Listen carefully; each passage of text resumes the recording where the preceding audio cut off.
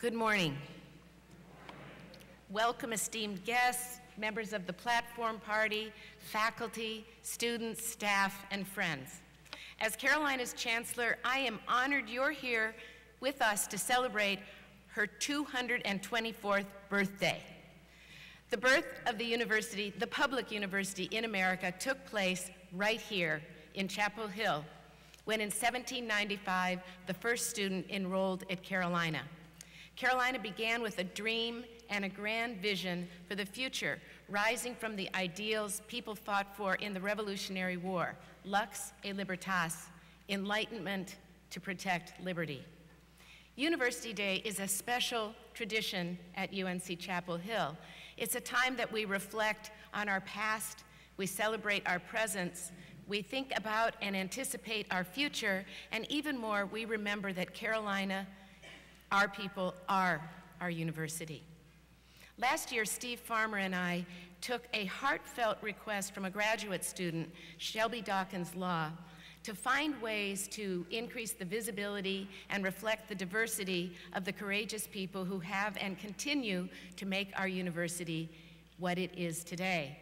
That day, we named scholarships and grants in honor of 21 pioneers who helped change and advance Carolina's historic mission.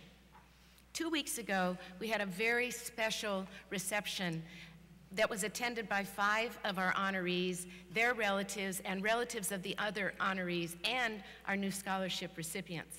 The very best part of that event was seeing our students light up as they listened to and met these amazing pioneers and talked with their families.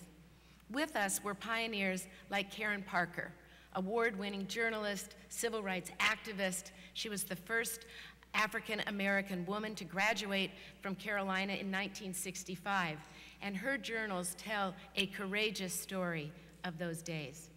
And Dr. Hortense McClinton, UNC's first African-American faculty member. She joined the School of Social Work in 1966, and whose far-ranging work and incredible spirit was so beautifully evident as she walked up to the podium to greet the crowd at 99 years of age. And Ralph K. Frazier, who together with his brother Leroy and John Brandon entered Carolina by court order in 1955. Ralph gave a deeply moving tribute to the pioneers that he honored, people who had come before and were slaves who built the university from its start and whose names will never be known. And Patricia Dallas Horojo, the 1982 Carolina nursing graduate who was the 43rd Surgeon General of the U.S. Army, and she was the first woman and the first nurse to hold that position. She was recognized by the Red Cross as a nurse hero. And finally, Ecuadorian citizen Dr. Santiago Gagotena, who got his PhD in physics here in 1977, and he returned to Ecuador to found a university now considered the leading university in Ecuador based on the foundational principles of liberal arts that he so admired here. And today, we're asking you to help us select the next group of pioneers to honor, bridge builders, people whose work, whose advocacy, whose personal example has helped to forge a more inclusive, a more aspirational Carolina. History always comes down to people, who they are, what they care about. And our honorees today, and as well as our governor, who's also an alumni, are all people who are making history. You know, I've found ever since I've been here that big dreams beat in the hearts of everyone that you meet here.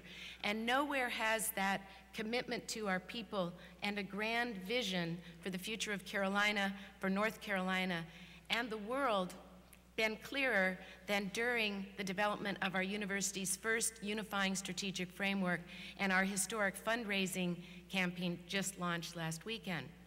And the vision rests on a shared public purpose: to innovate however needed to be the greatest public research global university in America, to provide outstanding educational programs at the best and most affordable price for talented students from all backgrounds, to conduct game-changing research and innovate for the public good, and to bring prosperity and happiness to the citizens of the state and beyond.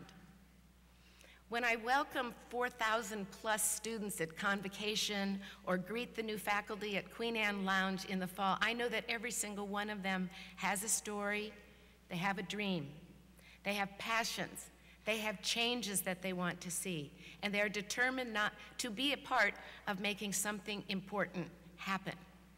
These human feelings propel our community forward, they fuel our drive for excellence, and they fuel our desire to serve and to discover. President Kennedy once said, "Change is the law of life, and those who look only to the past or to the present are certain to miss the future." We always stand at moments of possible change, potential turning points, moments when it can feel that everything that makes us unique is on the line, and that is the time when we push ourselves even harder to achieve the hopes and dreams that we hear from everybody every day. And as we've always done in the past, in face of debate and agreement, we commit to hold Carolina's very unique and special mission as the first public university, to be a place where ideas and changes are born, and a place where people all participate in our democracy and are respected, and that, of course, is Lux et Libertas. And in that spirit, I have another very special gift announcement to make. Last year here, I had announced that we had received $20 million as a challenge gift for two signature programs here, the Carolina Covenant and the Moorhead Kane Scholarships. Today, I'm thrilled to announce that we more than met that challenge. We said we were going to do this in a year, and it was a challenge issued by the very generous anonymous donor. And while we had hoped to double that challenge gift to reach $40 million, we ended up raising more than $65 million, more than tripling that request.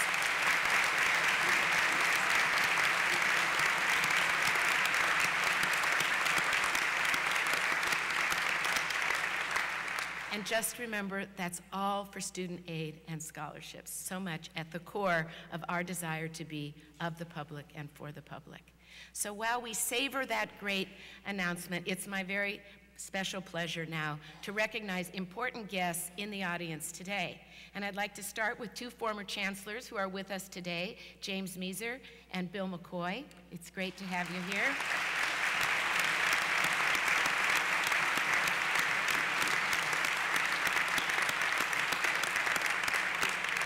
We have members of the Board of Trustees, we have students who have been ambassadors, and all of our guests. It's such a pleasure to have you here. So now it's my privilege to welcome Margaret Spellings, the president of the University of North Carolina, who will bring greetings. Thank you. Thank you, Carol. Thank you, Carol, and thank you and congratulations on the amazing announcements of last weekend. Thank you, Carol, for your amazing service to this incredible institution. It is my honor to bring greetings on behalf of the University of North Carolina system. The seeds planted here in Chapel Hill more than 2 centuries ago have spread and taken root in every single part of this state, from Cullowhee in the west to Elizabeth City in the east, and have created one of the finest public university systems anywhere in the world.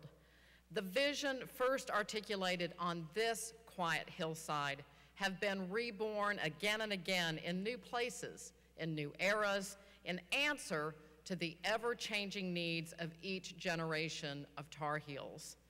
I've been thinking a lot these past few months about the motto that Carol spoke of that guides us here, Lux et Libertas, light and liberty. We take it for granted now that these two things go hand in hand, that they belong comfortably together on the shield and seal of this great university. But it was a bold and brilliant insight to realize that truth and freedom are bound together, that knowledge is best served when all people are free to pursue it. That pursuit has always been messy and imperfect, marked by controversy and heated debate, But we live out our highest values when we embrace a wide-ranging freedom, when we welcome every voice into our shared quest for light and truth. We're closer to that ideal on this University Day than we were on the last, and we'll be closer still when we gather next.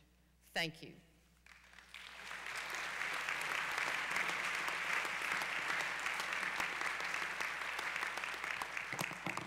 Please join me in welcoming Joe Knott, representing the Board of Governors, who will bring greetings.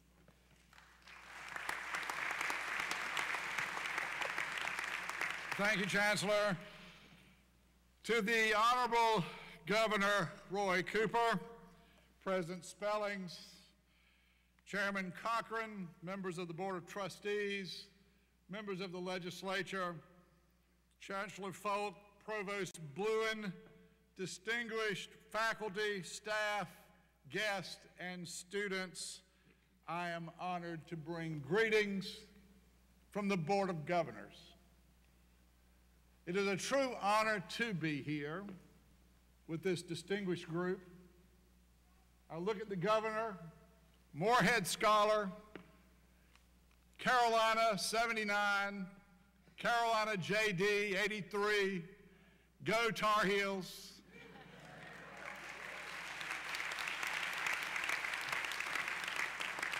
I take a little credit for his reputation as a formidable leader, because in my callow youth, I once had the temerity to challenge him in a political contest.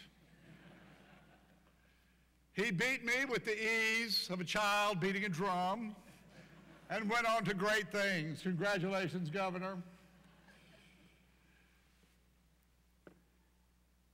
I was thinking that this is 224 years that there has been a Carolina. And if you go back 224 years when the university was new, the United States of America was also new. George Washington was still walking the earth when this university was founded. And the idea and ideal that individuals are created with liberty and dignity was a new idea then. And this university has grown with the nation, and they have nurtured each other, and for that we can be thankful. I once knew a very old professor here, Albert Coates. Carolina 1918, Harvard Law 23. Founder of the Institute of Government over here, a national leader. He said the University of North Carolina is like a magic Gulf Stream that has flowed through the history of North Carolina and this nation as the Gulf Stream flows through the Atlantic, bringing warmth and life to areas where those attributes would otherwise not reach. The University of North Carolina, the magic Gulf Stream of this state. Happy 224th birthday, Carolina.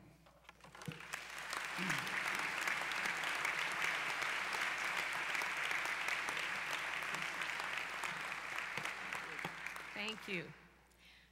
It's now an honor to present Haywood Cochran, Chair of the Board of Trustees, who will bring greetings on behalf of his fellow trustees.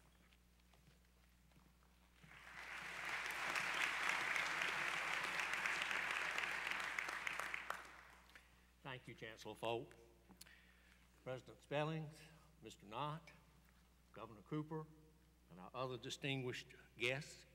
It is my privilege to bring greetings on behalf of the Board of Trustees of the University of North Carolina at Chapel Hill. I'm truly honored to help celebrate the 224th anniversary of the laying of Old East Cornerstone. I'm also here to recognize other current trustees who are with us today. Elizabeth Adkins, our current student body president, is on the platform.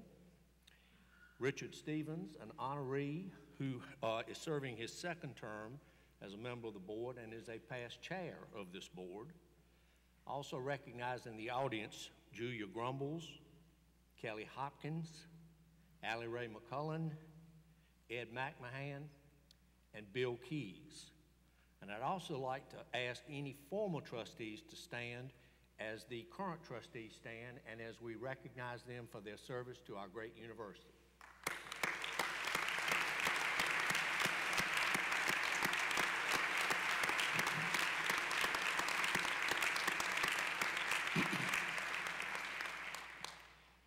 This year's University Day comes at an exciting time in the life of Carolina as we acknowledge our past and eagerly anticipate the possibilities for such a bright and brilliant future.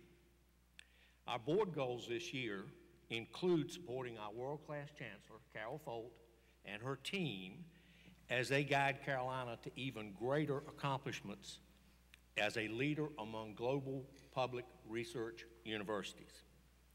As trustees, we are honored to serve our students, our faculty, and our staff, and are grateful for the amazing work that you do each day in classrooms, research labs, and in communities all across North Carolina and beyond.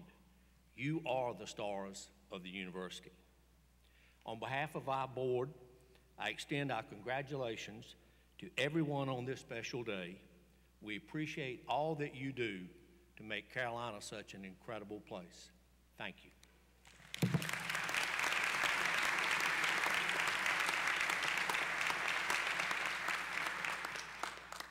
I'm now pleased to introduce Jim Delaney, Chair of the General Alumni Association, who will bring greetings on behalf of Carolina's 300+ living alumni.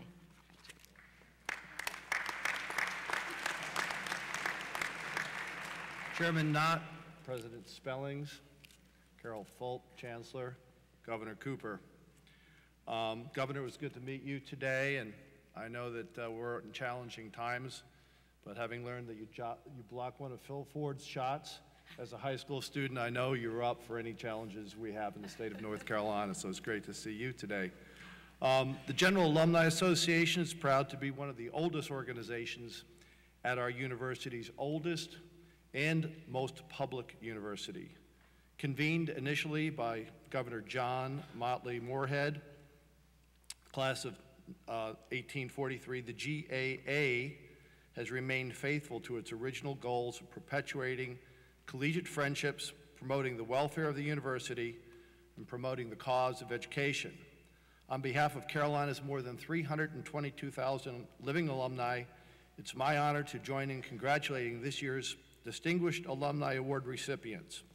For over 174 years, the self-governed, not-for-profit GAA has successfully promoted a spirit of fellowship and loyalty among its alumni, provided information on the progress and needs of our university, and encouraged supporters for Carolina's advancement. We again pledge to do all that we can do to work with Chancellor Folt, her administration, the UNC faculty, the Board of Trustees, the UNC Systems Board of Governors, and the North Carolina General Assembly to assure that our university and our university's diplomas retain the recognition, value, and prestige earned over the past 224 years. We thank all of you who are here today for your support, and we appreciate the opportunity to serve our university. Thank you.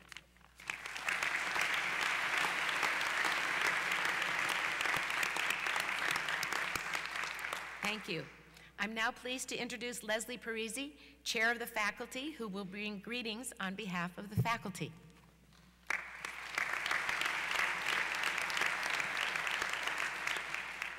Thank you, Chancellor Folt, Provost Bluen, Governor Cooper, President Spellings, members of the Board of Governors, Board of Trustees, students, faculty, and staff. It gives me great pleasure to greet all of you on this 224th birthday of UNC. I've been a faculty member at Carolina for over 29 years, and I thought I knew a reasonable number of you, but there are more than 3,800 faculty here. As a new chair of the faculty, I've enjoyed meeting so many more of you, along with many wonderful students and staff. It is my privilege to serve you as I learn from you. I've also been inspired by my wonderful Faculty Executive Committee, who works closely with me on issues of importance to our community. One thing that's always excited me about Carolina is a collaborative spirit like no other. As in my usual role as chair of the Department of Biochemistry and Biophysics, this is quite evident with the collaborations that occur among schools, centers, and institutes across campus with our scientists. But what's equally exciting in my role as chair of the faculty is to hear about all the collaborations that occur between very different disciplines. This is evident in the maker spaces across campus where science, art, and design come together, and in our first-year seminars where arts, humanities, and the sciences often merge. This collaborative spirit feeds into our very entrepreneurial culture and further taps business and law. And of course, our students are the ultimate inspiration. I was especially struck last week during a Campaign for Carolina event in hearing the stories of two articulate Covenant scholars who described their difficult paths to Carolina. One, a young man of color who aspires to become a federal prosecutor and then a politician, and the other, a 40-year-old single mom who's always dreamed of attending Carolina and finally made it here through sheer determination. These are the types of stories that keep us going. I'd like to end with a quote from my current non-science bedtime reading from Victor Hugo, which is, "There's nothing like dreams for engendering the future." So let's keep dreaming big and working together to make things happen. Thank you.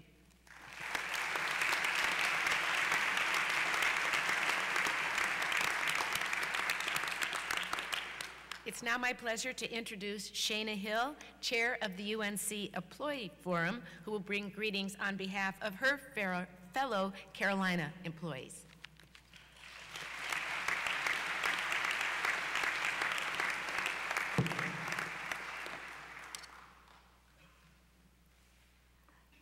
My name is Shana Burke-Hill, and I'm the chair of the UNC Employee Forum, and I am a homegrown Tar Heel. Growing up in Chapel Hill meant field trips, to wonder at the beauty of plants at Botanical Garden, to reach for the stars at Moorhead Planetarium, and to experience the joys of music right here in Memorial Hall. I learned to swim at the Bowman Gray Pool, and I sat quietly in the back of Peabody as my mother attended night classes to earn her PhD. As an undergrad, I jokingly told freshmen that Chapel was my great-grandfather. Today, I hold 2 degrees from Carolina. My life has been enriched and my heart has been touched by the many UNC employees whose efforts help make those experiences possible. Now, years later, I am here on their behalf. We are administrative specialists, groundskeepers, front desk clerks, accountants, executive assistants, dental assistants, and parking control officers. Most of us will serve this great university without much notice. We will not be published, and buildings will not be named after us. When history blinks, we will be all but forgotten. Despite this, through our tireless efforts, we support day in and day out. As the official poem of the Employee Forum beautifully states, behind you, before you, beside you, with you. As we serve, we are enriching lives and touching hearts. The 17th century philosopher Blaise Pascal said it best, "The strength of a person's virtue should not be measured by their special exertions, but by their habitual acts." Please join me in showing heartfelt gratitude to all those who offer their faithful service as UNC employees.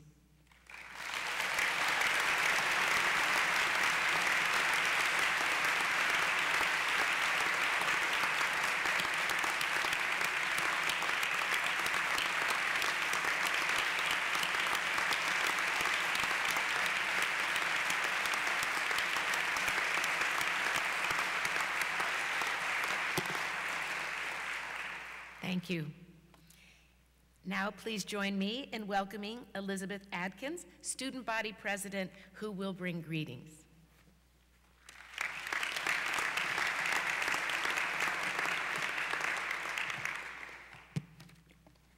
Good morning, everyone. My name is Elizabeth Adkins, and I'm honored to serve as the Student Body President of UNC-Chapel Hill. Today we celebrate 224 years of our university, 224 years of innovation and discovery, of leaders and trailblazers. In those years, each student that has crossed the stage to receive their diploma has contributed something integral to this university, and it is upon that foundation that we continue to grow. Walking across campus, you can see the growth. Buildings new and old, side by side, that have stood from our first year in 1789 to our first enrollment of women in 1877 to our desegregation in 1955. Our university is not the same as it was 224 years ago, and it is thanks to the Carolina spirit that we have grown and progressed. This spirit of innovation and forward thinking has been handed down from student to student, and it is what has brought us to where we are today. Just under 2¼ centuries later, we stand ready to take on the next challenges of our world, thanks to the foundation built by those who came before us. In comparison to our entire lives, our time in this university is not long, but the impact this campus has on every individual who steps foot on it is palpable. We see it in the colors we wear, in the songs we sing, in the chants we scream, and in the fact that whether 224 or 4 years later, you can always come home to somewhere familiar. We are not the same Carolina we were, nor the one we will be in another 224 years. But it is our spirit, our students, that allow us to grow and change without ever losing what it truly means to be Tar Heel born, bred, and dead. Thank you.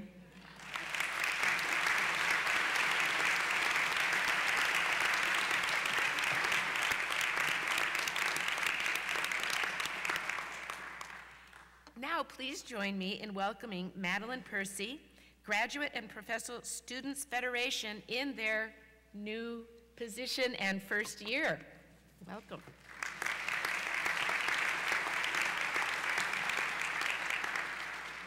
Good morning.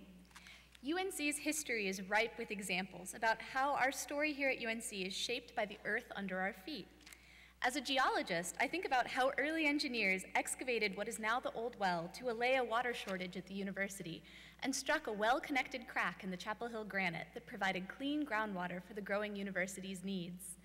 This same granite forms our eponymous hill and has provided the university with solid building material and stable foundations for the last 224 years. Many of the bricks on campus are formed from Triassic Basin clays, the product of ancient river systems. You all are getting a lecture. Dumping tons of clay into low-lying areas around what is now the Piedmont. The wealth that built this university comes in part from the rich soils of the East and the mineral wealth of the western portion of this state. I think about how the earth shapes our lives constantly, but geological reasoning doesn't explain the way that UNC serves as a center of innovation, democracy, and social change. That's on us. At a time when universities across the country are rethinking the model of public education, Carolina is continuing to commit itself to our purpose. We are the university by and for the public. Graduate and professional students at UNC are encouraged to not only think about how they can shape their personal careers, but what they can do to not only give back to the university, but to the general public. Whether that means working in rural North Carolina to provide crucial health care, or working at the coast to improve our predictive models of storm surges, Carolina graduate and professional students are meeting that mission statement, and we look forward to doing so for years to come. Thank you.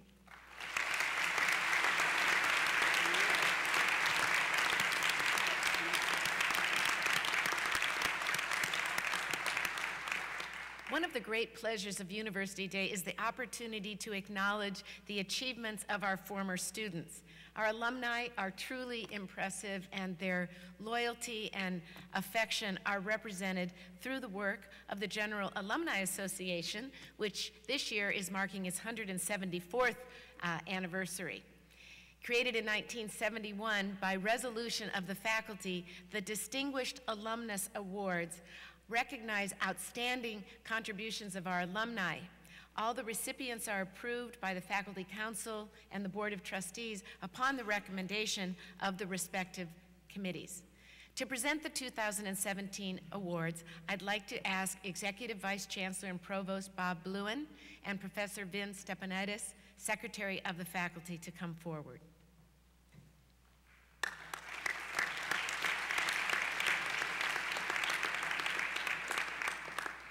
Will Amy Lansky please come forward?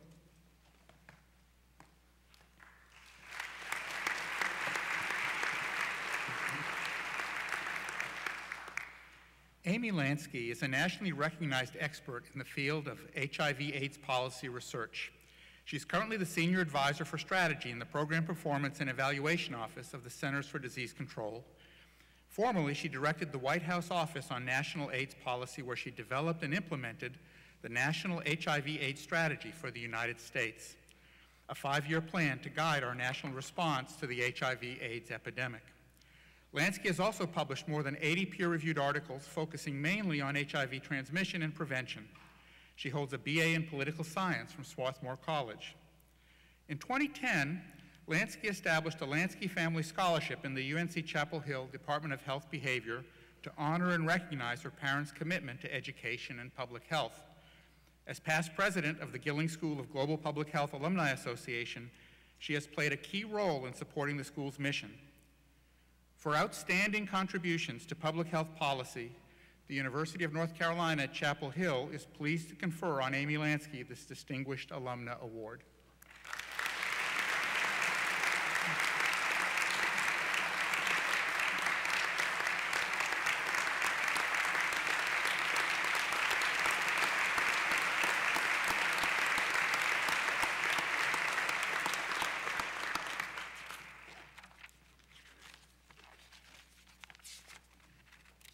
Will Judith Stanton please come forward?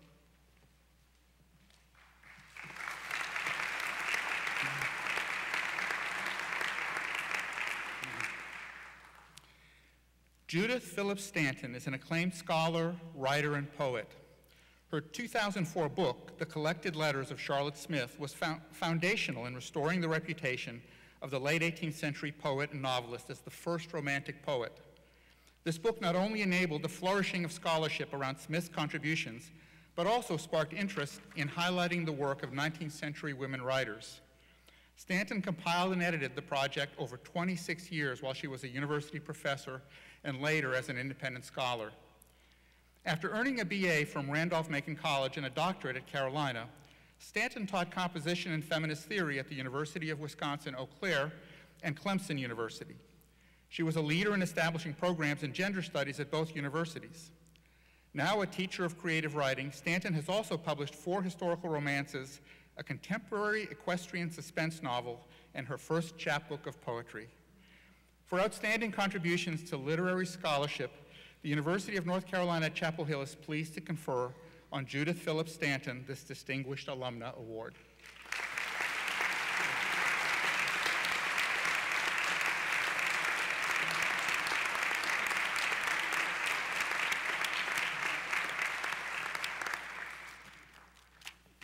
Will Berrien Moore III please come forward?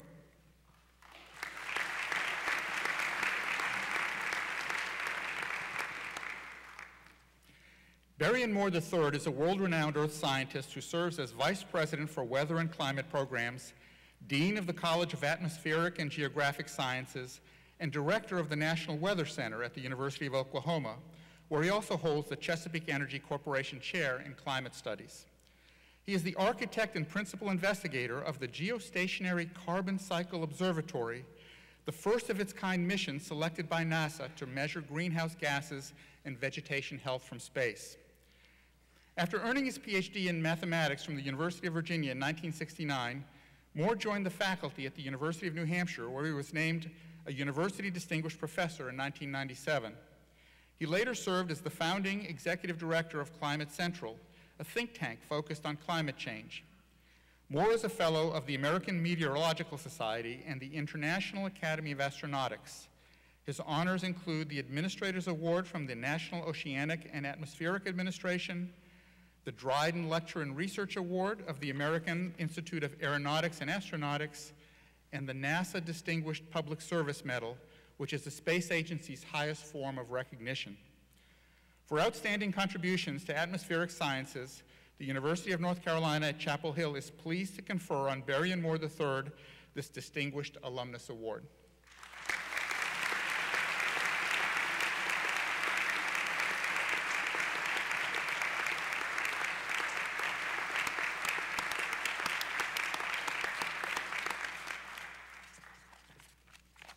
Will Richard Stevens please come forward?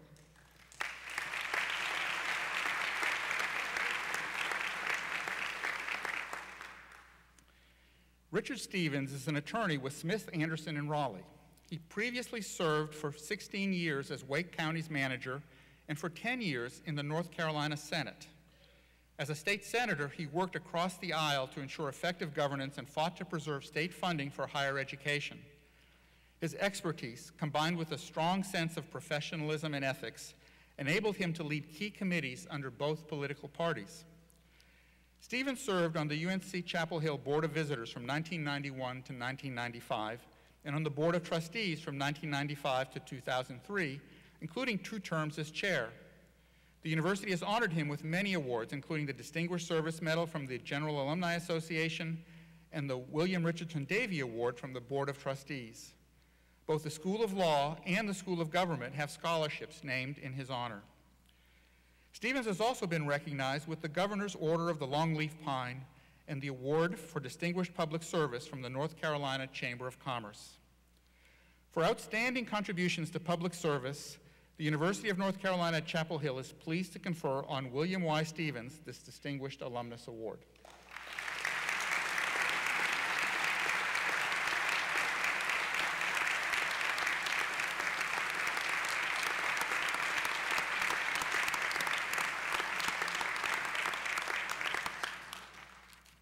Will Mike Wiley please come forward?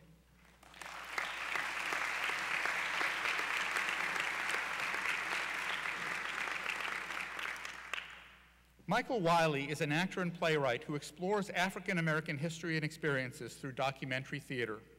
On stage, he has brought to life historical figures in the civil rights movement, and he has used these stories to educate and inspire audiences across the United States.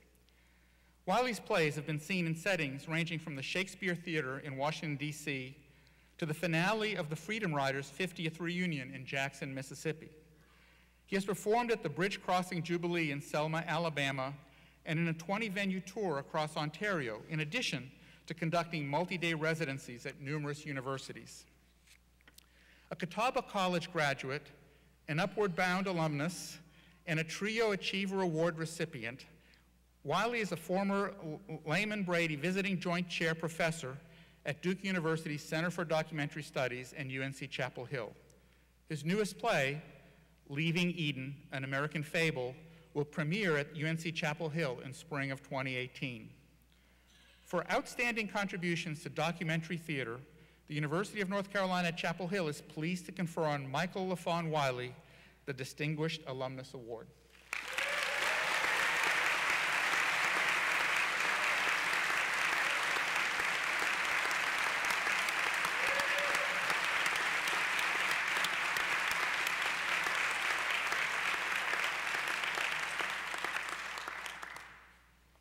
The Edward Kidder Graham Faculty Service Award recognizes a member of the faculty whose work exemplifies the university's mission of service to the state of North Carolina, to the nation, and to the world.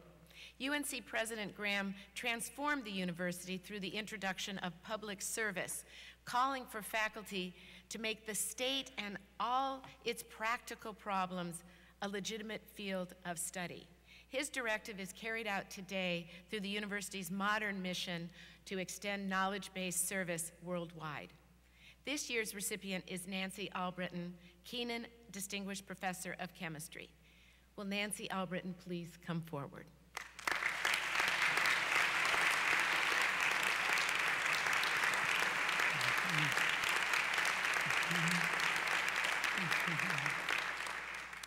Nancy Albritton is chair of the Joint Department of Biomedical Engineering at UNC-Chapel Hill and North Carolina State University. She pioneered a model for collaboration between our state's premier public universities that has led to discoveries with major impacts beyond the academy.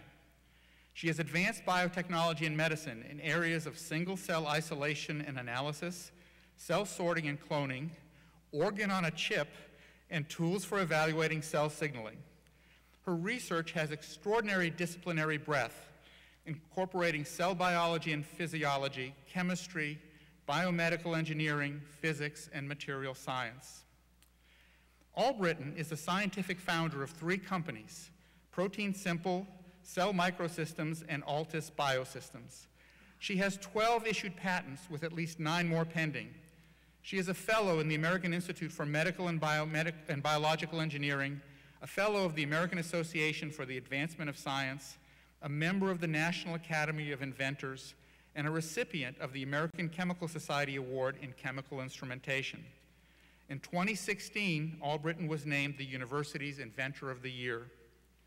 For outstanding service to the people of North Carolina, the nation, and the world, the University of North Carolina at Chapel Hill is pleased to confer on Nancy Albritton the 2017 Edward Kidder Graham Faculty Service Award.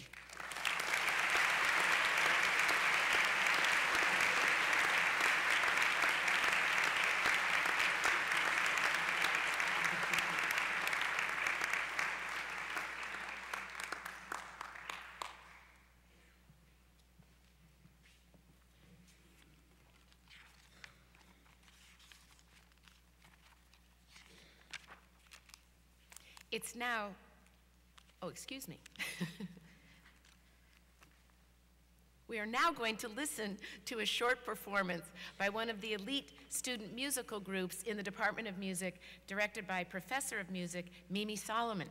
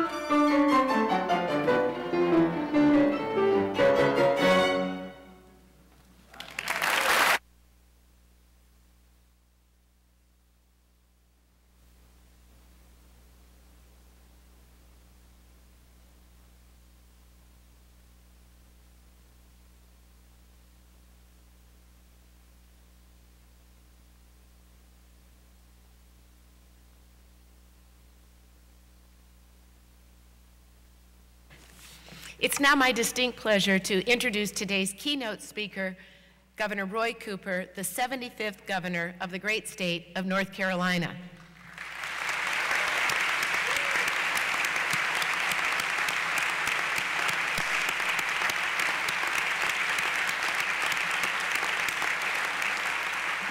This continues a long tradition of welcoming our state's governor to campus during their first year in office, deliver our University Day keynote address.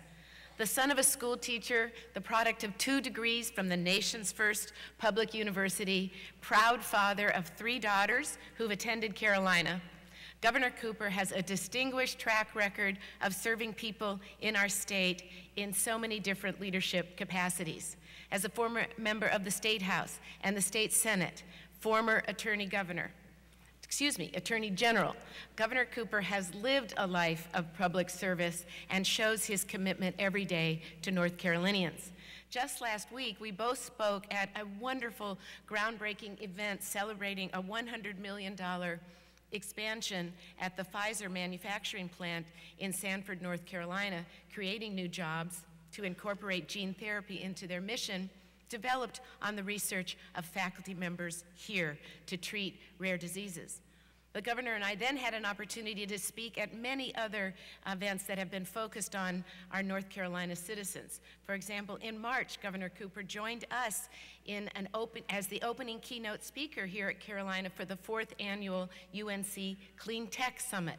And in April, he helped us open the UNC Horizons new state-of-the-art facility that brought the Horizons treatment programs all under one roof to help women with substance abuse disorders and underlying trauma.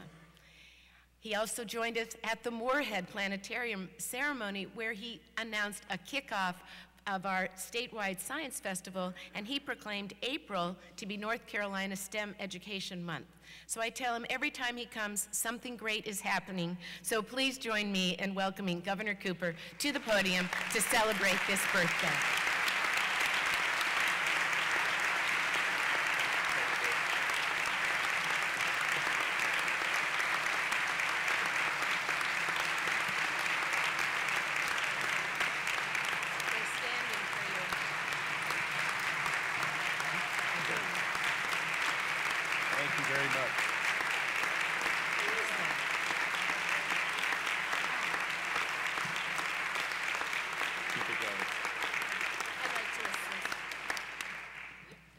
Chancellor and I trying our hands at technology here, and I'm grateful for that opportunity.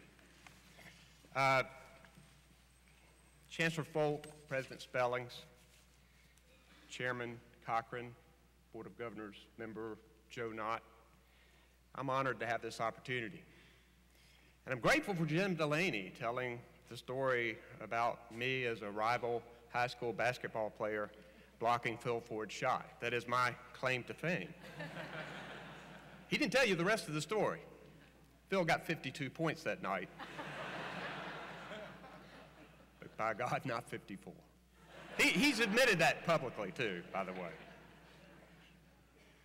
I want to talk to you about what this university has done for me and my family and done for the people of this state. What incredible music.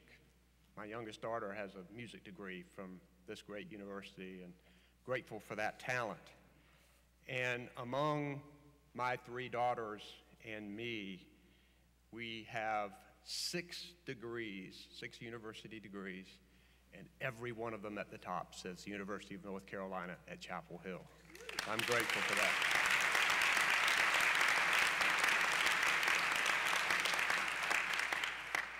I have a confession to make to you.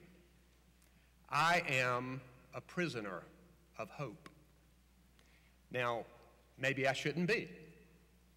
Maybe I am naive.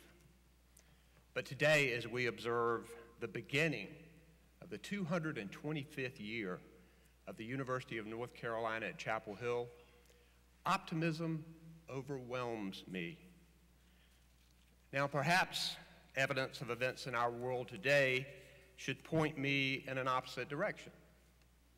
Senseless gun violence in Las Vegas, the weather wreaking havoc and imposing misery on Texas, Florida, and Puerto Rico, And we will never forget the victims of Hurricane Matthew here in North Carolina, who are a little more than an hour's drive from this place. Dysfunction in Washington that threatens informed, reasoned debate and reliance on science. Political leaders who use divisive speech and implement policies based on race, national origin, sexual orientation, religious beliefs, and more. Twitter insults and threats worthy of 10-year-olds engaged in by the most powerful people in the world. State and federal laws that make it more expensive every day for everyday people to get basic health care and the education they need beyond high school to get a good paying job.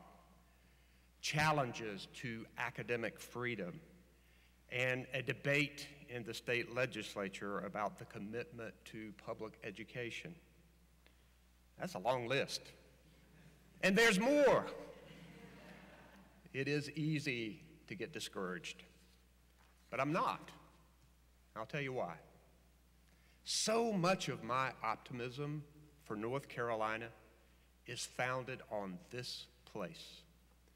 What it has stood for these 224 years and what it must continue to stand for in these troubled times. Throughout our history, we in North Carolina have believed in the power of public education. Reverence for education flows through our bloodstream. It's not only required in our state constitution, it is in our DNA as North Carolinians. It is a part of who we are.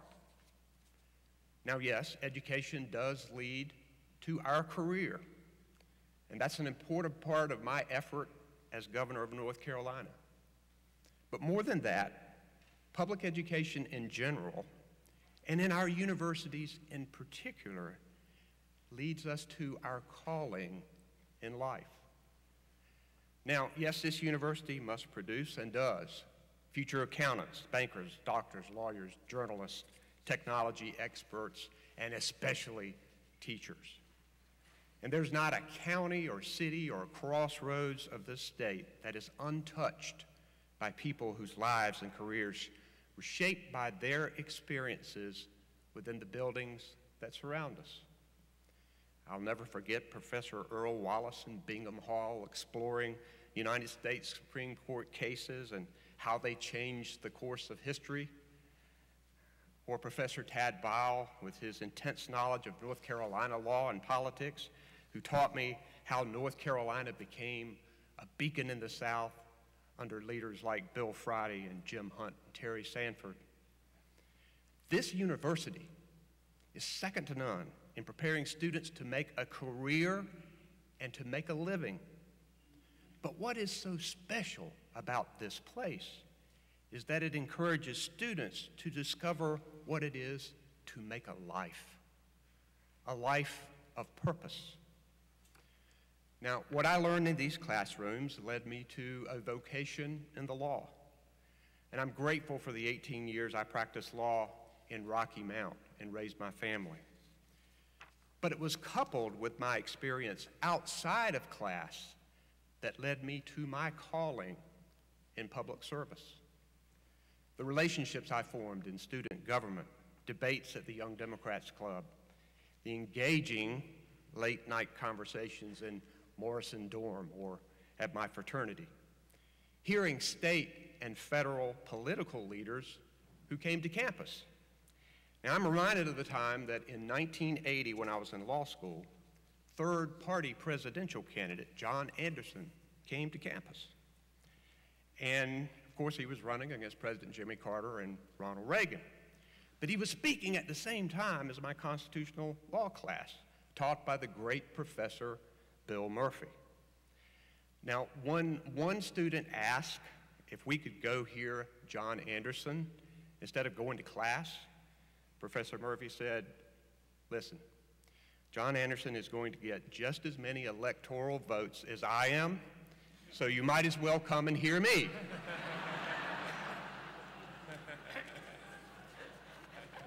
He was right. but we got to do both. All of these experiences and more outside of the class led me to my calling. We know that this place is special, and I'm optimistic because the university experience leads us towards solving the world's most nettlesome challenges. Less than half a mile from here, a UNC researcher likely will find a cure for autism. Another group of students will open a dialogue that will help improve police-community relations. Enterprising young students will pursue an array of better, faster, smarter technologies that will help save our planet. Already, the contributions from this university are vast. There are businesses founded by faculty and students that generate $10 billion in revenue. Students, faculty, and staff have engaged in over 1.9 million hours annually in public service. And in 2015, there were 576 research projects at this university addressing health, education, or other issues that will affect the state's well-being and the citizens of the state. This is a record that should make us proud, and we want more of it. But we cannot sit back and expect it to keep on happening if we do not insist on significant investments in this university.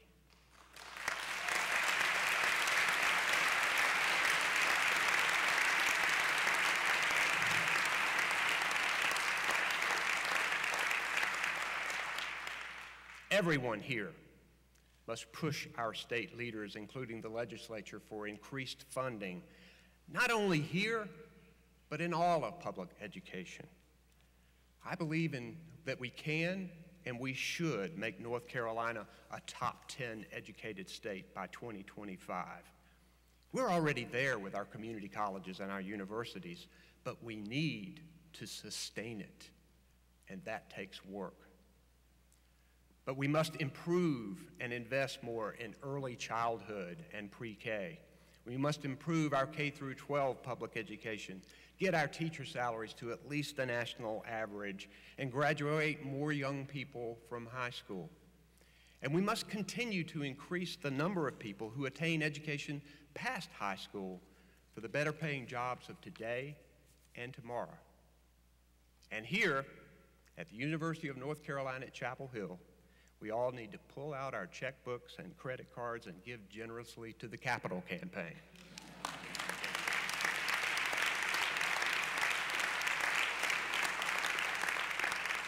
It takes all of us to be great. I came to Chapel Hill from a farm in Nash County as a wide-eyed 18-year-old optimist. Well, today I may not be as wide-eyed as I was then, but I'm just as optimistic even when we're living in an era where things are more contentious and polarized than ever. So let me end with telling you some of my wishes, hopes, and dreams for this university as an optimistic alumnus. I dream for a good parking space,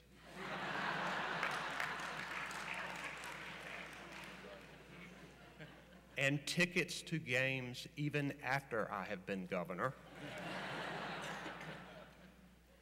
I hope the university's capital campaign exceeds its goal, especially in the area of making college affordable. I dream that here on this campus we find the cure for cancer, autism, and Alzheimer's. I wish for a well-paid, stellar faculty that reflects the diversity and ambitions of the young people who come here with dreams of their own. I dream of students who are engaged in the world around them and who burn to make it better, who help solve problems, who protest, and who vote.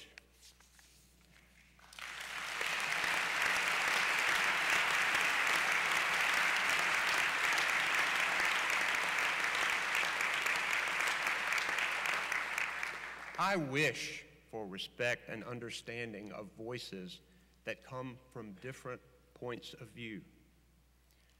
I hope that the passion to find antidotes to poverty, racism, poor health, ignorance, and arrogance in our present time overtakes the old ways and symbols of the past that contribute to these problems.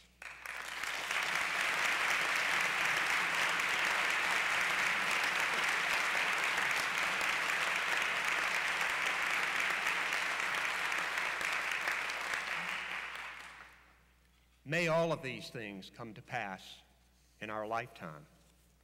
Without the leadership of the University of North Carolina at Chapel Hill, many of them won't. May we here on this special day rededicate ourselves to make sure this university not only leads to students to a vocation, but to discover their calling, and to make sure that we ourselves live our own lives of purpose. Thank you very much for your time.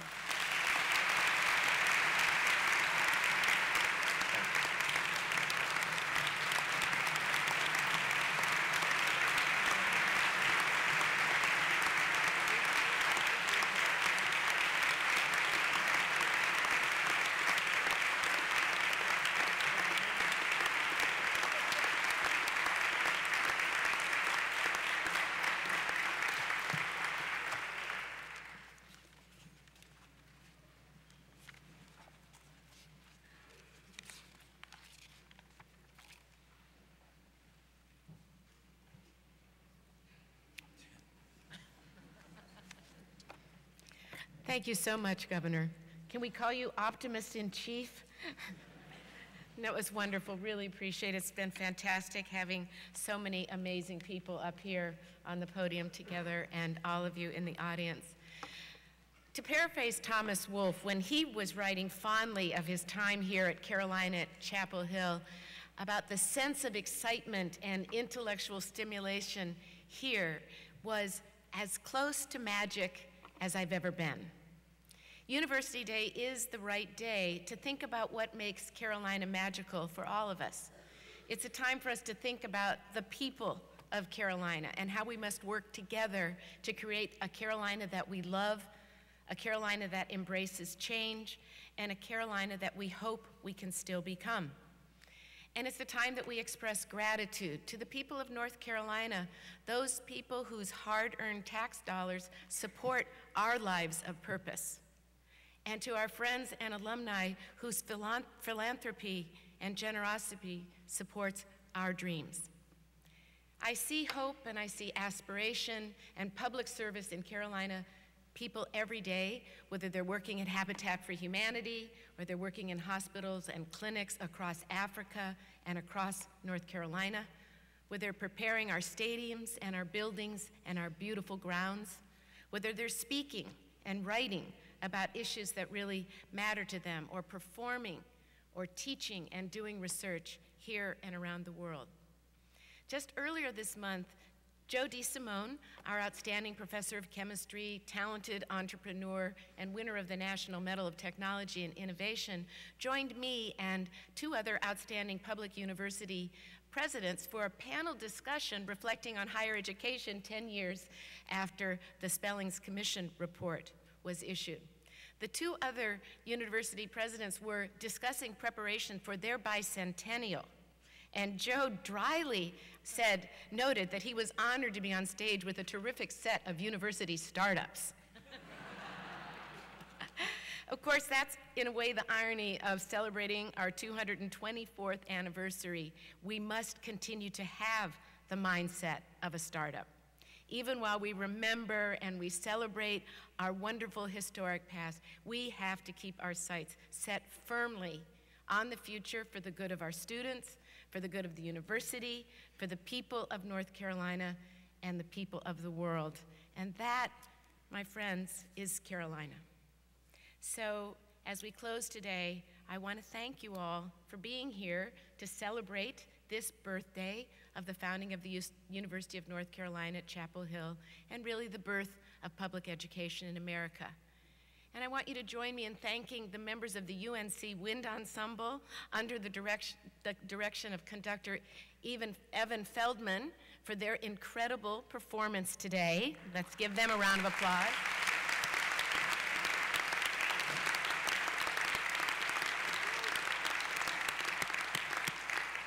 And I want us to always thank and be very mindful of the people who are working so hard to prepare for these events, and the same people who work on all of our events. They make sure they're ready and beautiful, and then they come back and make sure they're ready and beautiful to be used again and again.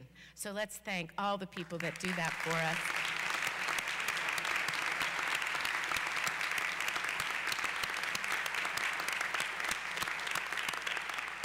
And finally, as the UNC Wind Ensemble plays, please join and sing, standing and singing the Alma Mater, Hark the Sound.